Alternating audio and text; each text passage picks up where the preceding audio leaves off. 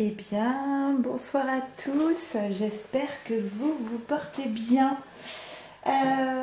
Donc je vous ai fait une petite ambiance un petit peu cosy pour ce soir. Voilà, presque au coin du feu. Je vais vous faire les tirages pour cette semaine-là du 27 avril au 3 mai, déjà, le mois de mai.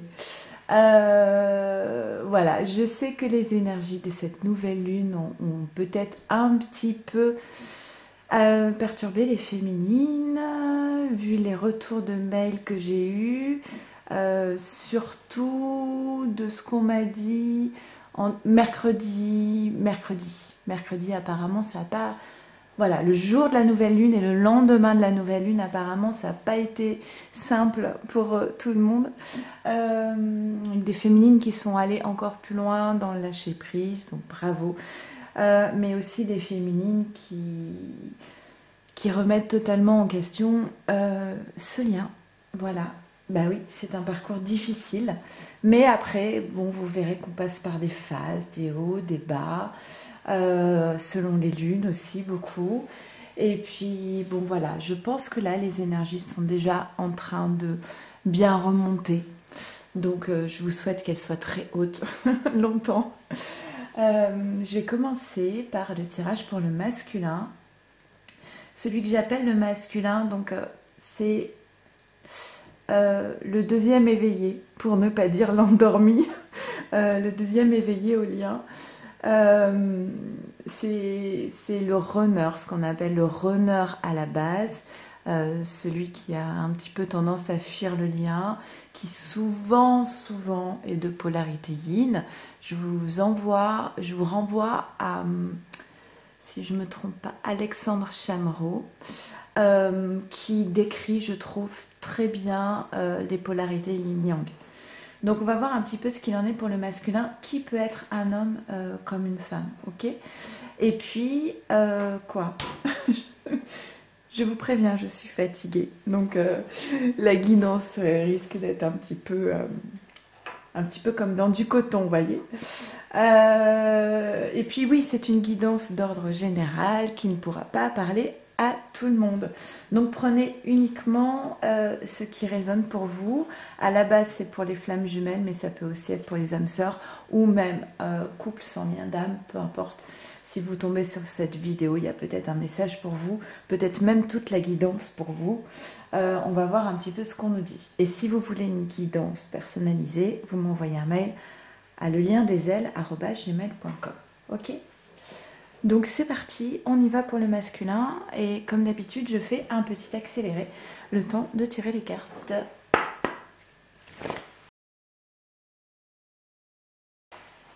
Ok, on y va. Alors je suis fatiguée, mais je suis très posée, très sereine. Donc je pense que peut-être ça va se ressentir dans la guidance, sur l'interprétation. Ok, allez, on y va. Un masculin qui est dans une phase de solitude. Oui, cette carte elle ressort beaucoup en cette période de confinement. Bien. Ok. On a un masculin ici qui... Ce n'est pas le fait d'être en dehors du monde dans cette phase de confinement. Ce n'est pas le fait d'être isolé qui crée chez lui... un sentiment de solitude, c'est vraiment une solitude intérieure. C'est-à-dire que même si le masculin est entouré, confiné avec d'autres personnes ou sur des réseaux sociaux, en télétravail, peu importe, il sent à l'intérieur de lui une forme de solitude. Je ne la vois pas comme quelque chose de négatif. Je vois plus cette solitude comme une solitude qui est porteuse. Parce que c'est ce stade de solitude, cette capacité à être en lui, avec lui-même, qui va lui permettre justement d'acter ce changement concernant son destin. Plus que changement, moi j'entends un bouleversement. C'est comme si le masculin prenait conscience qu'il était guidé vers une voie qui de toute façon est... qu'il savait au fond de lui que c'était cette voie qu'il devait prendre. qu'il avait peut-être repoussé, procrastiné, mais ici il y a une forme de bouleversement et de changement par rapport à ce destin qui se présente à lui actuellement. Et tout cela, donc, il le conscientise dans cette phase de solitude actuelle. Ça, c'est les... Ouais. Ok. Là, il n'y en a qu'une, là aussi, et là aussi. Ok. Dans cette phase de solitude, que moi, je comprends aussi comme une phase de conscientisation, c'est vraiment un retour à soi, une intériorisation où on entend même presque une paix avec soi-même, où on peut être à l'écoute de sa voix intérieure. Il entend ce changement avec ce destin qui se présente à lui, et il entend aussi un amour véritable pour lui. Voici l'amour de votre vie, comme une évidence en fait. Mais le changement qui doit être acté concerne aussi son passé. Pardonner et apprendre, en libérant le passé, vous vivez davantage d'amour au moment présent. Alors ça peut être le passé connu avec sa féminine, tout ce qui a pu être difficile dans ce parcours de flamme jumelle, que ce soit les masques qu'on a pu porter, la culpabilité, la trahison, toutes les guerres d'ego, les croyances limitantes, le rejet, l'abandon. C'est un petit peu hard quand même comme parcours. Et forcément, ça laisse des traces d'énergie un petit peu négative qu'il faut épurer en fait. Donc on lui demande ici de libérer le passé. Et en libérant le passé, en fait, de libérer toutes ces traces et toutes ces petites séquelles qu'il porte encore en lui ou qu'il imagine que sa féminine porte encore en elle. Et on parle de pardonner. Pour moi, c'est vraiment la question de je me pardonne à moi-même pour ce parcours. Alors après, peut-être qu'il y a des masculins qui ont commencé à découvrir le parcours de flamme jumelle. Et du coup, forcément, quand on découvre ce parcours de flamme jumelle, on est plus facilement capable de se pardonner soi-même puisque tout prend un sens nouveau. Maintenant, quand le masculin ne connaît pas le parcours de flamme jumelle, il a juste simplement l'impression d'avoir blessé sa féminine. Mais ici, ce qu'on lui demande, c'est, voilà, pardonne-toi et libère ce passé. Parce que c'est ça qui va te permettre maintenant de vivre davantage d'amour à l'instant T. Et par rapport donc à cette question du destin, on lui demande de garder l'esprit ouvert. Votre âme sœur peut différer du type de personne que vous espérez rencontrer. Cette carte, moi, je l'entends toujours sur deux aspects. D'un côté, effectivement, donc cette flamme jumelle, elle correspondait peut-être pas à la base au type de personne que le masculin aurait pu fantasmer. Mais ce que j'entends aussi, c'est les choses ne se passent pas toujours comme on l'a prévu. Et garder l'esprit ouvert sur le fait que parfois les choses, elles se passent, les événements se passent différemment, mais c'est vraiment pour le mieux pour vous, aujourd'hui. Un masculin qui est dans une forme d'instabilité émotionnelle. Parce que il est en évolution. Vous voyez, on a le changement, on a l'évolution, et on dit que cette évolution ici, c'est une chance. Ce qui est une chance aussi, vous voyez, on a la carte de l'amitié.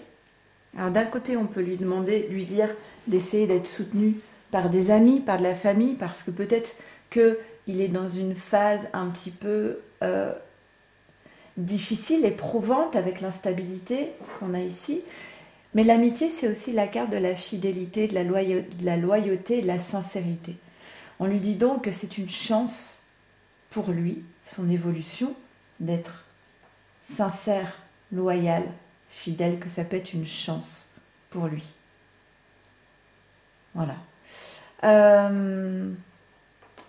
Évidemment, sincère, fidèle, loyal envers sa féminine. L'instabilité émotionnelle. L'instabilité émotionnelle, pour moi, c'est par rapport à tout ce chamboulement. la carte du changement, d'habitude, je ne parle pas de chamboulement, mais là, c'est venu comme ça. C'est une transformation, c'est un changement, mais c'est aussi un chamboulement dans sa tête. Cette évolution, c'est un chamboulement pour lui. Et forcément, quand on a des choses, c'est comme quand on va chez l'ostéopathe, quand on a des choses à remettre à leur place, ça peut créer de l'instabilité et beaucoup de fatigue. Peut-être pour ça que je suis fatiguée en ce moment. Parce que le masculin est en train de remettre des choses à sa place, à leur place. Alors ensuite, on a, oui, c'est ça aussi l'instabilité. On a l'épreuve. Eh bien, ça se corse. Un petit peu de piment.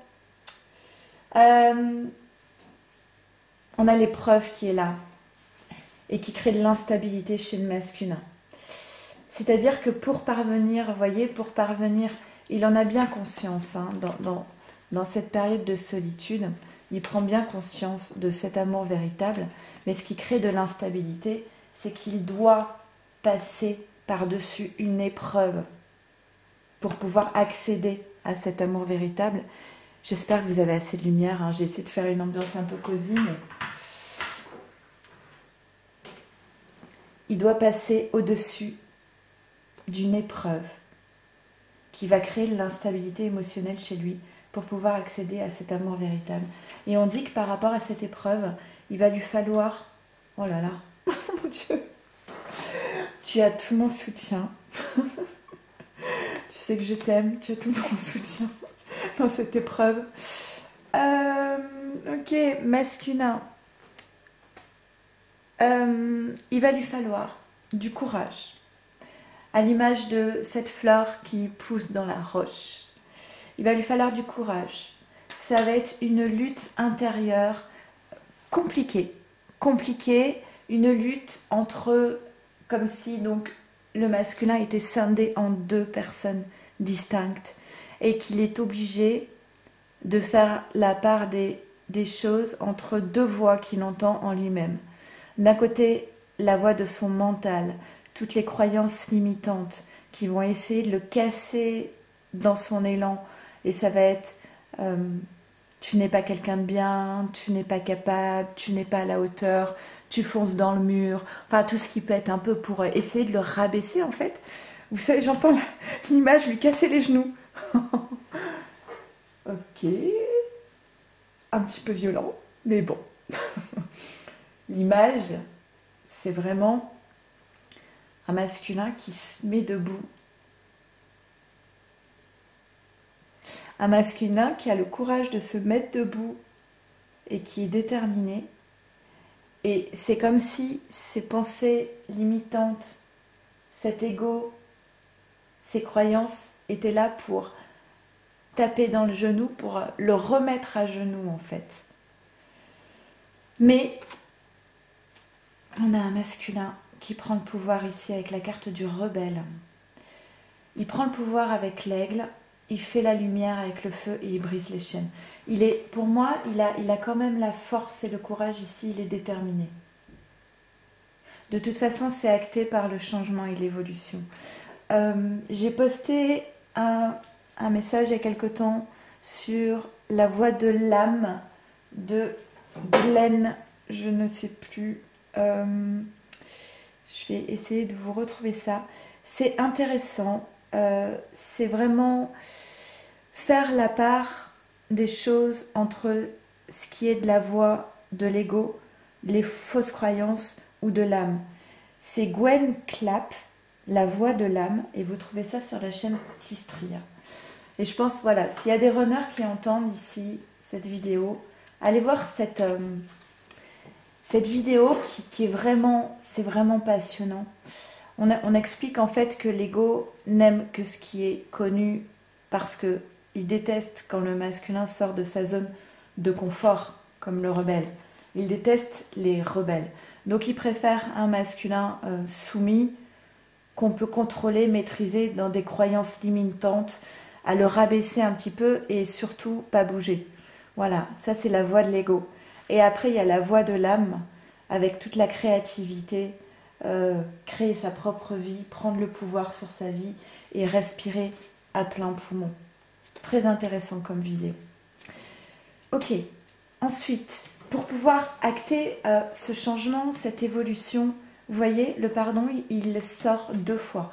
Quand les messages sortent 2 fois dans 2 tarots différents, c'est que ce sont quand même des messages forts. Donc le pardon. Alors le pardon par rapport à qui? Ça peut être donc par rapport à sa féminine, par rapport à la tierce, par rapport à son entourage, par rapport à lui-même. Je pense que le plus important pour le masculin, en fait, c'est de sentir qu'il a été pardonné par rapport à toutes ces actions. Je pense qu'effectivement, la féminine est la première à lui pardonner parce que la féminine, elle avance aussi sur son parcours. Elle avance sur la blessure de trahison, sur la blessure d'abandon. Donc, plus la féminine avance sur le parcours, plus elle est dans un amour inconditionnel et elle respecte en fait le cheminement, la main. Oui, féminine et masculin marchent main dans la main. Et la féminine respecte le chemin que le masculin doit parcourir. Donc en fait, la question du pardon, elle ne se pose même pas, c'est simplement le fait que le masculin a des choses à expérimenter pour pouvoir avancer et évoluer. Beaucoup d'émotions chez le masculin ici, beaucoup d'émotions. On peut avoir des masculins là qui sont... Alors c'est paradoxal parce que vous voyez, on a ici la carte du retour. J'entends surtout un masculin qui est dans le retour à lui-même, retour à soi. D'accord ? Alors ça peut être aussi le retour vers la féminine, on va voir dans le tirage de la féminine. Mais moi j'entends surtout un masculin qui est dans le retour à lui-même. Et du coup peut-être qu'on est dans un masculin qui fait le silence autour de lui. Peut-être qu'il y a peu de communication avec sa féminine. On verra du côté de la féminine et du lien. Mais en tout cas, ce qu'on voit ici, c'est qu'il y a beaucoup d'émotions pour le masculin dans ce retour à lui-même. Mais il va vers quoi? Il va vers la créativité. Donc ça, c'est magnifique. C'est un masculin qui décide aujourd'hui de créer sa propre vie. Donc d'être vraiment comme le rebelle, prendre le pouvoir sur sa vie, qui choisit l'harmonie. Et cette carte, j'adore cette carte. C'est la carte de l'aventure en fait. Donc on a un masculin qui y va. Il y va, il sait pas trop vers où, mais il est un petit peu attiré par la lumière. En fait, il part à l'aventure. Il sait pas vers quoi ça va le mener, mais il sait que c'est... La boucle est bouclée, hein. C'est drôle, c'est toujours comme ça les tirages. Il sait que c'est son destin, c'est la route qu'il doit suivre. Et il est vraiment en toute confiance en fait. Il a beaucoup travaillé, il a cassé beaucoup de chaînes, il est passé par beaucoup d'épreuves. Ça a été compliqué. Je pense qu'il y a beaucoup de masculins qui sont passés aussi par la nuit noire de l'âme, là au début du printemps, hein, mois de mars, beaucoup de nuits noires de l'âme, début avril peut-être. Et là, on a un masculin qui, quelque part, qui a lâché les armes dans le sens où il ne nage plus à contre-courant. Peut-être un masculin qui se laisse porter justement vers ce destin et vers cette aventure qui lui promet beaucoup de bonheur. On en est sûr. Et je vais vous lire une petite carte synthèse. Non, c'est pas du tout n'importe quoi. Une petite carte d'un message de la féminine pour son masculin avec l'oracle de l'amour de Monique Grandet. Ok? Allez, c'est parti. Que veut dire la féminine à son masculin?